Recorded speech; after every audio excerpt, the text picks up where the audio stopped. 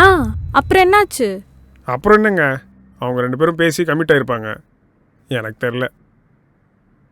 Actually இதெல்லாம் ஏன் பண்ணுறீங்கன்னு தெரிஞ்சுக்கலாமா? ஏங்க, அன்னைக்கு கால் பண்ணதே அவங்க எக்ஸு தாங்க. சாரி உங்கள் எக்ஸுங்க. அன்னைக்கு மீட் பண்ணி உன்னோட பிரேக்கப் ஆயிடுச்சு, எனக்கு நேஹா மேலே இருந்த லவ் இன்னும் அப்படியே தான் இருக்குன்னு சொல்லிட்டேன், அதான் எங்களுக்கு பிரேக்கப் ஆயிடுச்சுன்னு சொன்னார். எனக்கு ரொம்ப ஜென்யூனாக ஃபீல் ஆச்சு.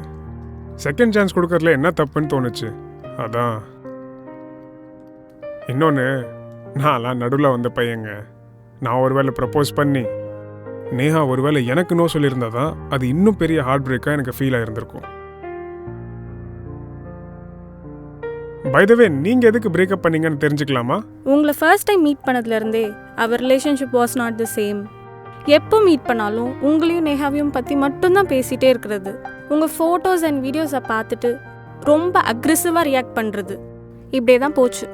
ஐ thought it's just a rough phase until ஒரு நாள் நைட்டு அவனே எனக்கு கால் பண்ணி ஒரு உண்மையை சொன்னான். நான் நேஹாவை சீட் பண்ணனால தான் எங்களுக்கு பிரேக்கப் ஆச்சு. அது வரைக்குமே இட் வாஸ் அ மியூச்சுவல் பிரேக்கப்னு தான் சொன்னான். ஜென்மமே செத்து போச்சு. எனக்கெல்லாம் once a seater is always a seater. அந்த வாரமே பிரேக்கப் பண்ணிட்டேன். அதுக்கப்புறம் தான் உங்களை மீட் பண்ணியிருக்கான். நீங்கள் சொல்லுங்கள், நேஹா மறுபடியும் அவன் கூட ரிலேஷன்ஷிப்க்கு போயிருப்பாளா? எனக்கு தெரியலங்க. அவர் உங்கள் எக்ஸில், நீங்கள் தான் சொல்லணும். நீங்கள் லவ் பண்ண போனல, நீங்கள் தான் சொல்லணும். தெரிலங்க, அதை பற்றி நான் யோசிச்சேன்னா நான் காலி. சரி, அப்போ நேஹாவே கேட்கலாமா? ஏங்க விளையாடாதீங்க, கால் பண்ணுங்க. நான் சீரியஸாக தான் சொல்கிறேன். ஏங்க நம்பர்லாம் டிலீட் பண்ணிட்டேங்க. நடிக்காதீங்க. உங்களுக்கு அவன் நம்பர் ஞாபகம் இல்லை? ஏங்க தயவு செஞ்சு வேணாங்க, ஏதாச்சும் பிரச்சனை ஆகிட போகுதுங்க. இப்போ கொடுக்க போறீங்களா இல்லையா?